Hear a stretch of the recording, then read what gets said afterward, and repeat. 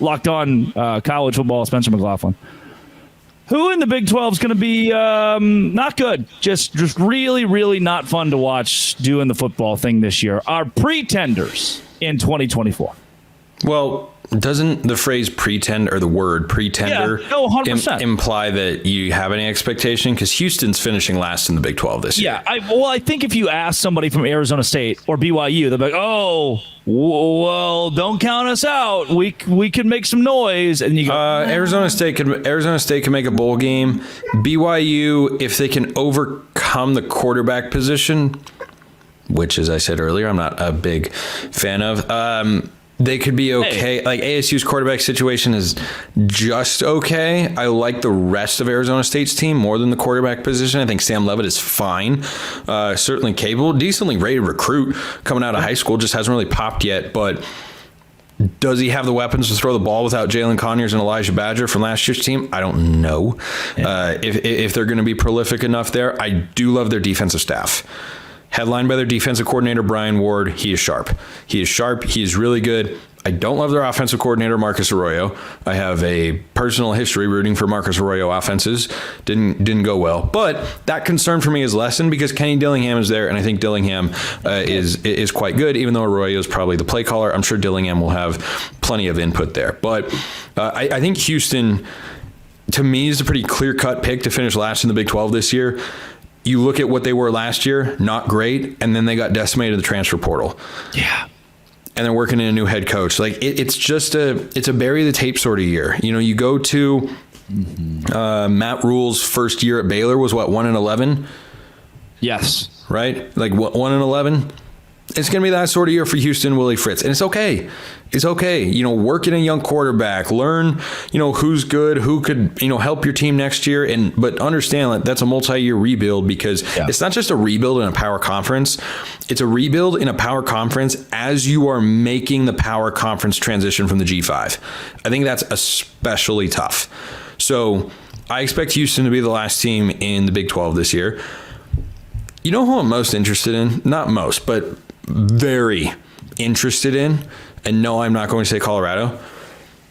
What does TCU's bounce back season look like, or is it a bounce back season? I like their defensive coordinator hire in Andy Avalos. I think they'll have enough at quarterback. I know Sonny Dykes is a good offensive coach.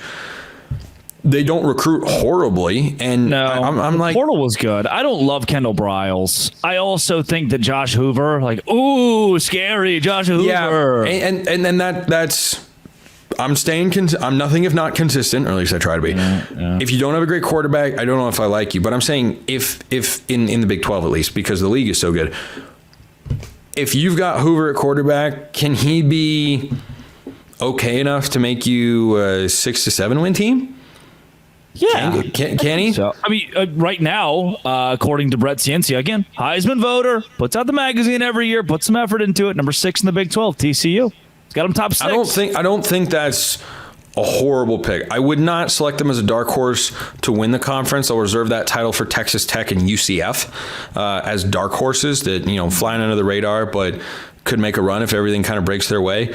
But yeah, TCU, I find to be an interesting team just because they were playing Georgia. They beat Michigan in the college football playoff 2 years ago, and then last year they missed a bowl game, which is a pretty steep drop-off. Are they going to stay there?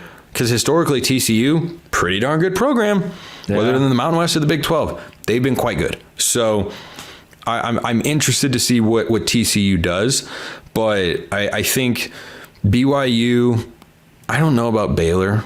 Baylor's like the opposite of Iowa State. I don't think they're going to bottom out, but I don't think they're going to achieve great things. And Iowa State, I don't think they're going to win the Big 12, but I don't think they're going to bottom out either. Like, can we play a game for a second? Yes, we can always play a game. When it comes to, so we're doing the teams that might stink, and most of these teams probably will. Baylor, who had the number 116 scoring defense in the country last year. That's not great. Returns 82% of its defense. So You thought That's how I feel about That's how I feel about Oklahoma State. Well, like Oklahoma State, it's a super veteran team. Like, yeah, but they weren't that good last year. They weren't bad. Well, they weren't great. Go crazy over that. Baylor, the number 101 scoring offense in the country last year, returned 76% of its offense. I do like their offensive coordinator hire. I think that can be much better. Yeah, you hated watching them play last year. Well, it's all the same guys. They're gonna be on the football field again. Their football schedule. Let's do this. Talking about teams that could bottom out this year. Tarleton State, win. I'll give it to you.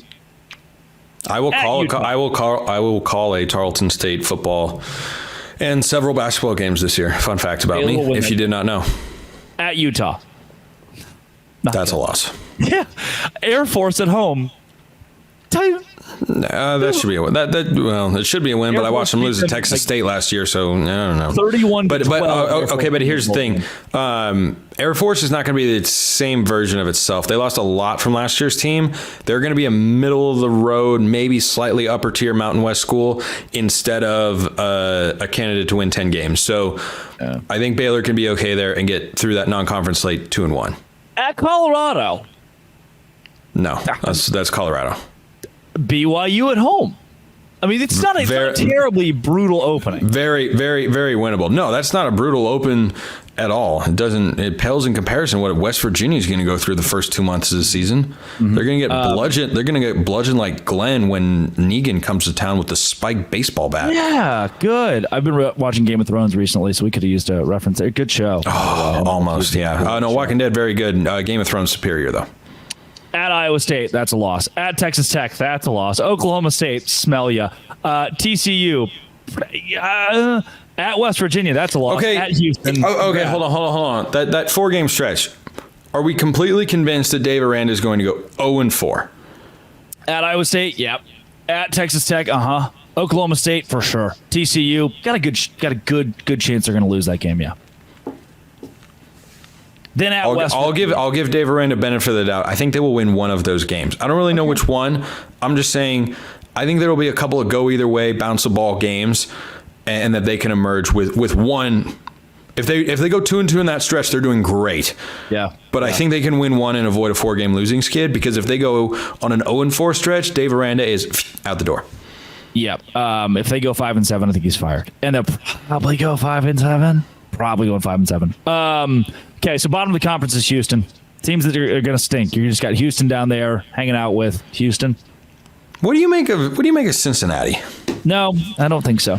I don't think so. Well, explain. I don't think so. I think we're gonna have to shake Scott Satterfield's hand and say thank you for your 2 years, but it's time, and that's okay.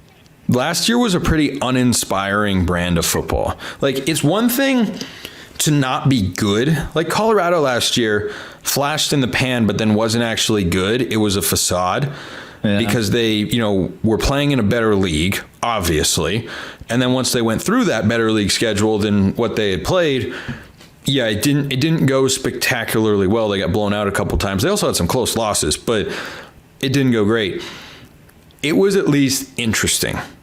It was sloppy at times. It was penalty ridden, but it was interesting. You saw the promise, you saw the potential, you saw the improvement from the prior year, and you said, okay, there are pieces here. There are elements to this that are good. I mean, they lost a couple really close games, one of which they had a 26-0 lead at home against a 3-9 Stanford team. You play that game, over 10 times, Colorado probably wins at 9, and that was just the one. So I think for Cincinnati, what I'd be looking for this year for Scott Satterfield to keep his job, is there anything that gives you hope, optimism? Like, Colorado was exciting. They were explosive on offense. They have a great quarterback. But Cincinnati was just like, yeah, no. Looking at that's how I feel about Cincinnati. I was so uninspired by them last year. Call them Baylor North, if you would like. Corey Kiner. That's the name where you're like, yeah, Corey Kiner. He's good. Running back. Outside of that, you're Spencer McLaughlin. Where can people find you if they want to hunt you down? Well, people tend to do that anyway in the comment section. But If you'd like to do it even more personally, by all means, you may fire into my direct messages on X, formerly known as Twitter at @SMcLaughlinCFB. I host Locked On College Football and Locked On Ducks, YouTube, Monday through Friday, all year round, wherever you get your podcast. However you're consuming the show, it's available because it turns out, if you didn't know, we work for the same network. This one right here on my T-shirt. He's also the voice of Southern Utah, who I will see play a football game. Hence the Tarleton State comment. You will see them play a football game. Where are you going to see Southern Utah? Rice Eccles Stadium.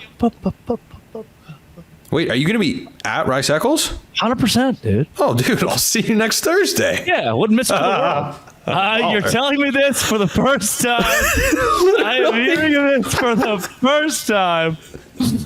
Oh, that's great. Oh, God, how did we do that twice in the same show? Same show. Come back tomorrow for, I'm sure, something about expansion. This has been It Always Will Be Locked On. Thanks for making it your first listen every single day. Dose Grande.